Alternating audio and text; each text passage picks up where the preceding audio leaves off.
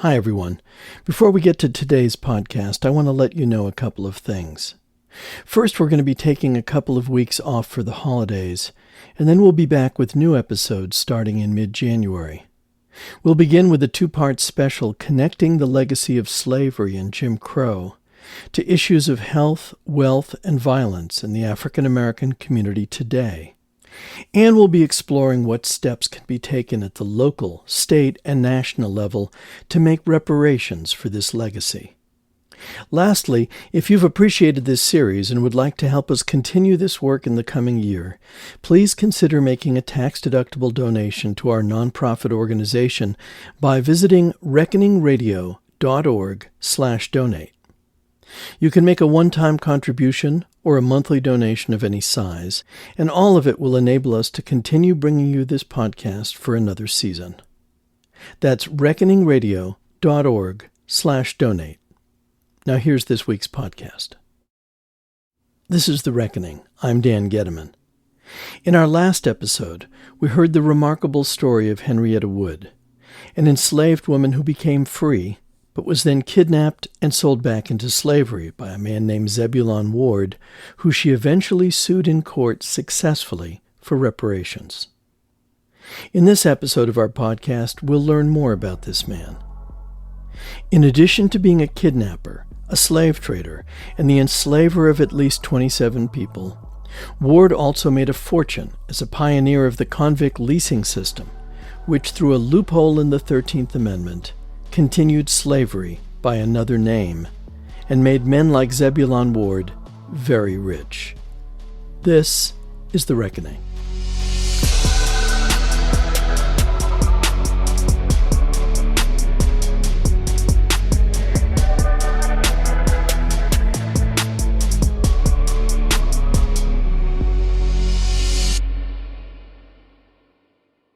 One of the differences between slavery and the convict leasing system was that the keeper of prisons had little incentive to show any concern at all for the well-being of convicts. That's Caleb McDaniel, professor of history at Rice University. He's the author of the Pulitzer Prize-winning book, Sweet Taste of Liberty, a true story of slavery and restitution in America. In researching his book, McDaniel uncovered the story of Zebulon Ward, a prison warden who became a wealthy man by harnessing the labor of the convicts in his care. Ward's big idea was to perfect a system of convict leasing already in place in Kentucky, to generate as much income for the warden as possible. I asked McDaniel to give us the backstory on how this came to pass. Well, the state penitentiary in Kentucky was founded in 1798, but in 1825 it was reorganized on the Auburn Plan, which was so named because it was first applied in Auburn, New York. And this plan was actually the brainchild of people who thought of themselves as prison reformers. They wanted to give prisoners the opportunity, as they saw it, to rehabilitate themselves through labor inside the prison walls instead of being confined in solitude in a cell. And so in 1825, Kentucky adopted a system where prisoners in the state penitentiary would spend their days manufacturing products that would be sold outside the prison walls. And to do this, they brought in a keeper who would manage the prisoners' labor and would be appointed by the state legislature. But instead of being paid a salary, the keeper of the prison would keep as much as half of the proceeds of the products that were made in the prison and sold outside the walls. So very quickly, this plan promised to make keepers huge fortunes. So by the time that Zebulon Ward made it clear that he was pursuing that job, it was well known as one of the most lucrative in the state of Kentucky. Okay, so thank you for that background information because it seems important. So how did Zebulon Ward become the Kentucky warden? So Ward was nominated in the state legislature and appointed the new keeper in 1854, although he didn't take over the job until 1855. And very quickly it became clear that Ward intended to exploit the labor of the prisoners to the utmost to enrich himself. And in fact, about a year after he started, he renegotiated the terms of the job with the state and began to pay the state a flat rent of $6,000 a year, in exchange for which he would keep all of the proceeds from the prisoners' labor. So from the state's perspective, this appeared to be a good cost-saving measure. But what it enabled was a system of unchecked brutality inside the prison walls. The problem with these convict lease arrangements from the beginning was that it put all the power in the hands of businessmen who had every incentive to push prisoners to make them the most money possible. And so their unfree labor was marshaled to line the pockets of men like Zebulon Ward. So from the very beginning, there were rumors that Ward was treating his prisoners with brutality, that he was requiring them to manufacture more than was really humanly possible in a particular day. One of his prisoners was actually an abolitionist named Calvin Fairbank, who found himself in the state penitentiary because he had assisted enslaved people in Kentucky in escaping to freedom, including a famous black abolitionist named Lewis Hayden.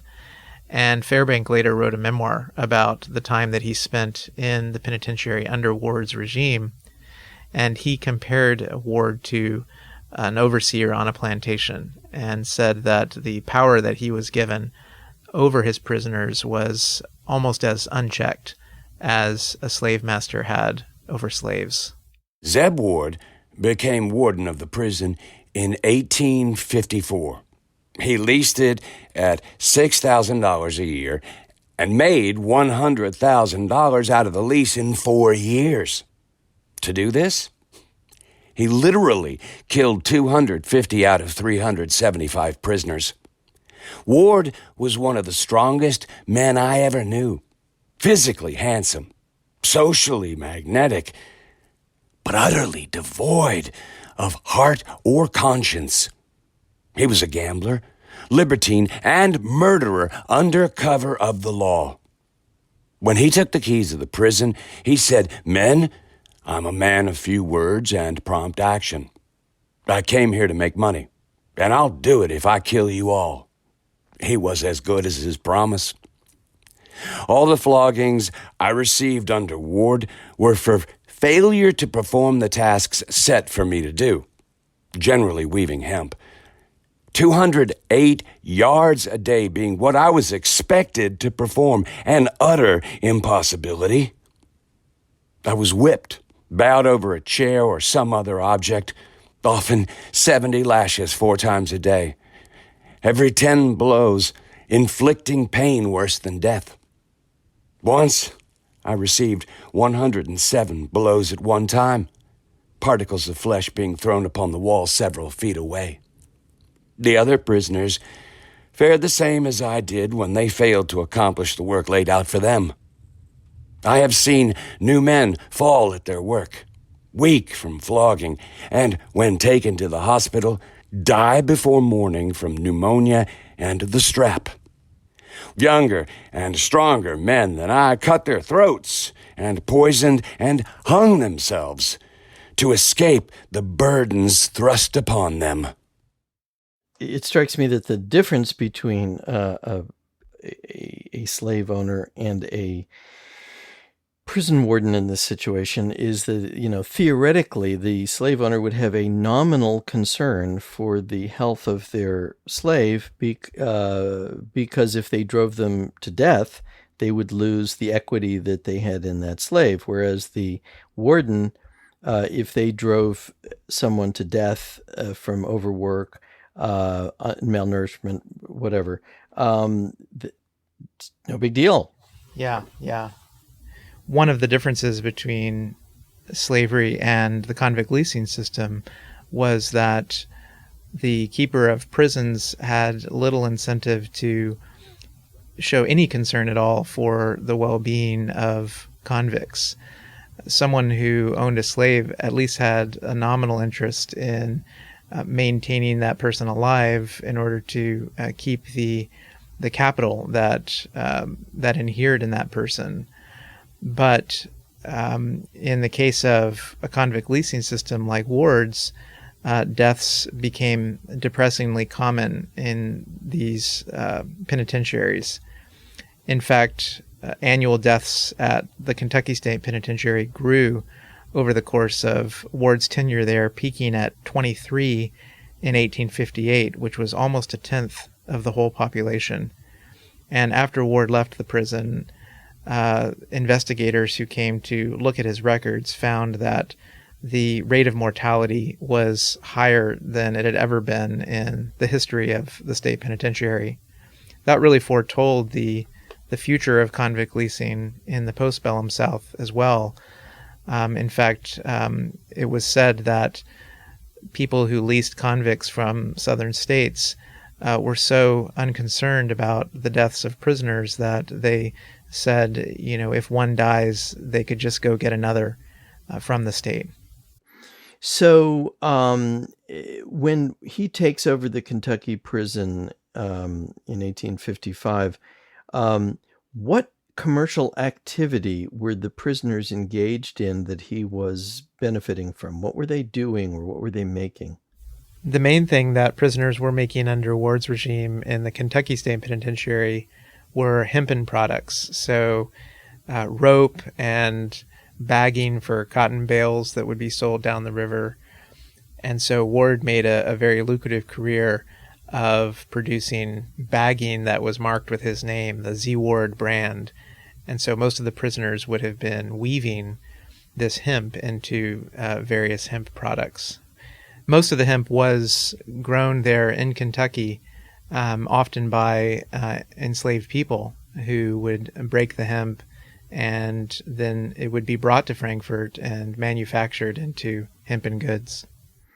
So, yeah, in Kentucky, you can't get away from hemp. It's right.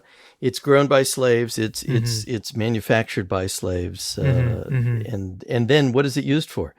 Slaves bagging up cotton in the Deep South plantations, right? Right. So hemp in Kentucky really connected the state to the cotton kingdom of the Deep South, because the cotton planters around Natchez or New Orleans depended on bagging to produce the cotton bales that made them so much money when shipped from the port of New Orleans to foreign ports. So Kentucky was really part of this transatlantic system of the cotton economy, and one of the main inputs it provided was cotton bagging of the kind that Zebulon Ward forced prisoners to manufacture at the state penitentiary. Can you give us some sort of idea of what kind of money he was making from, let's just start with Kentucky, because, but in a general way, let's talk about the kind of money that he made from this particular, gig that he found for himself. Well, one of the problems with the prison system as it was arranged in Kentucky was that it was very difficult for legislators to know how much the keeper was making, especially once Ward had negotiated a contract where he paid a flat rent to the state and then had virtually unchecked control over the prisoners in the penitentiary. And so as the state legislators began to get wise to the ways that this might have been costing the state revenue, they, in 1858, while considering whether to renew Ward's contract, started to think about whether the rent should be raised. But I think the fact that Ward was willing to pay as much as $12,000 a year as he proposed shows just how valuable the job was to him. Ultimately, the state decided to raise the rent, but to select a new keeper. Ward was simply too tainted by the rumors of brutality in the penitentiary and by the high rate of deaths. But Ward landed softly.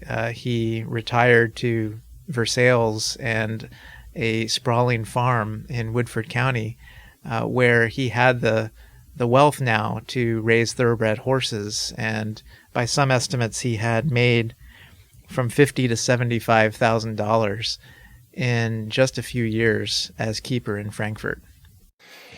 Can you talk about, to the best of your knowledge, whether and how Kentucky's experience with prison leasing influenced other states like Tennessee to try this model in the aftermath of the Civil War, and why it was deemed a good idea? Kentucky was definitely one of the first examples of convict leasing being put to effective use by a southern state, and many other southern states looked to it as a model, although they didn't turn to a system quite like the one Kentucky had until after the Civil War. And those economic imperatives only became greater after the Civil War, when the destruction caused by the fighting left many southern states deeply in debt, and with prison grounds that had in many cases been used by military forces during the war. And so in Tennessee, for example, the prison system was $50,000 in debt at least after 4 years of fighting, and the U.S. military had confined prisoners of war in the grounds. So the state found itself in a situation where the prison was war-torn and in debt, and convict leasing was seen as a way to offload the costs of keeping the prison open onto an enterprising private contractor, like in this case, Zebulon Ward. During the antebellum era, state prisons were primarily filled with white prisoners as opposed to black ones. Right. That it was actually, if I understand correctly, pretty hard to convict a slave of a felony and have them be taken away from their master and imprisoned. That instead they were, given 39 lashes or whatever it was on the public square. And that even if they were to be executed, the state would reimburse the owner for some sort of market value for the slave. So if you could talk a little bit about sort of why prisons in the antebellum era were primarily filled by white people, and then how that changed afterwards. Well, before the Civil War, most prisoners in southern penitentiaries were white because the laws of the states gave slave owners an extreme authority over the lives of the people that they owned. And so it was very difficult to convict enslaved people of crimes that would cause them to be taken away from their legal owners and put into the state penitentiary. But that shifted after emancipation, when in freedom, southern states realized that they could use the prison systems and the criminal code as dragnets to capture freed people and confine them in prisons and continue to exploit their labor. Zebulon Ward was right at the center of that transition. After the Civil War, he moved to Tennessee and took over the state penitentiary there, which very quickly began to fill with black prisoners who were sent to the state penitentiary by the same county level officials that were founding the Ku Klux Klan and waging a war against emancipation in post-war Tennessee. And subsequently, Ward moved to Arkansas, where he took over the state penitentiary there. And it, too, very quickly became a tool for racial domination by the white politicians who managed it.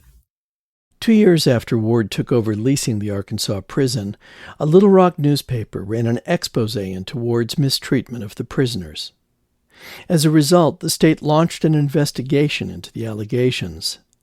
And while it found evidence of, quote, unusual and unwarranted whipping, Ward received little more than a slap on the wrist. As Arkansas officials continued to turn a blind eye to the carnage, one man decided he just couldn't stay silent. To the Honorable Board of Commissioners of the Arkansas State Penitentiary. Gentlemen, I herewith submit to you my report as surgeon in charge of the Arkansas State Penitentiary. Dr. A.H. Scott considered himself a Christian man, and in his mind, the brutality he witnessed on a regular basis at the prison was decidedly unchristian. He tried to persuade Zebulon Ward to change the way prisoners were treated, but when it was clear that no such changes would be made, he wrote out a list of complaints and sent them to the prison's Board of Commissioners. It's a very long letter, which we've edited down to his most salient points.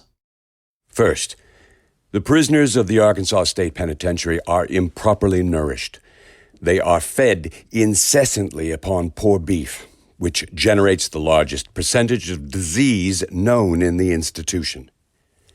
Second, the prisoners are overworked, usually more than 12 hours a day, and are often forced to walk for 5 miles after work, thereby inducing overheat, hemorrhages, heart disease, and other sickness.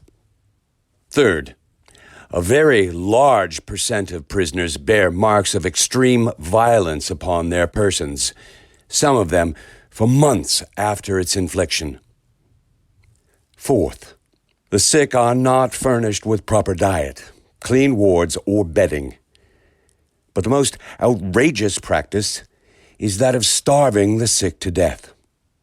I have seen sick prisoners perish and die when I believed they would have survived if they had been furnished with nourishment. Fifth, the convicts are the stock and trade of the penitentiary's manager. His position is paramount to a slave master in the days before emancipation. It is human nature to be avaricious, but with such power over such resources, God help these poor wretches. We could find no record of any significant actions taken as a result of Dr. Scott's charges against Zebulon Ward. It seemed that no matter what Ward did or how many complaints were filed, no one was able to remove him from his job, and he remained as warden of the penitentiary until 1883. But even after that, he continued to lease convicts from the penitentiary to work on his cotton plantation and to take part in various building projects that he oversaw. So to wrap things up here, how wealthy did he become from all this prison leasing activity that he did in these 3 states? Ward had definitely learned from Kentucky and Tennessee just how much a man could make by pushing prisoners through a convict leasing system. And so in the 1870s, he learned that the Arkansas State Penitentiary was being leased out to the highest bidder.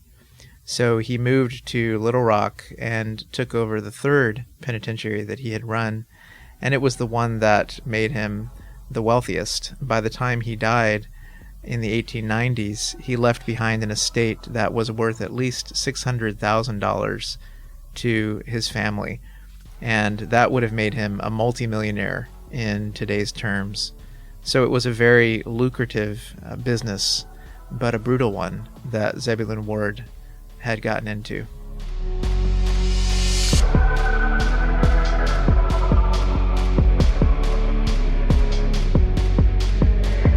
Caleb McDaniel is a professor of history at Rice University and author of the Pulitzer Prize-winning book, Sweet Taste of Liberty, a true story of slavery and restitution in America.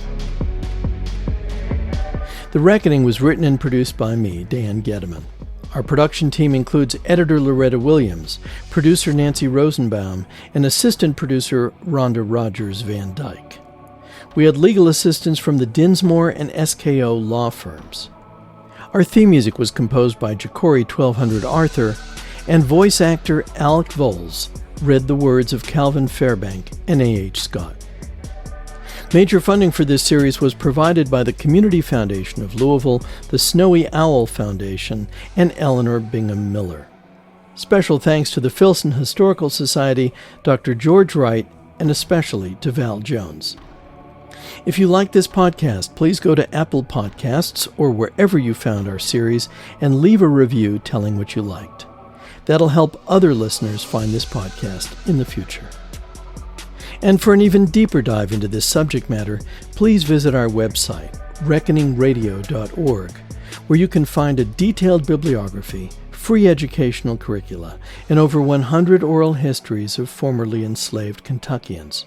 And while you're there, please click on the donate button if you'd like to make a tax-deductible donation to keep this podcast going. That's reckoningradio.org. Thanks for listening. We'll see you next time.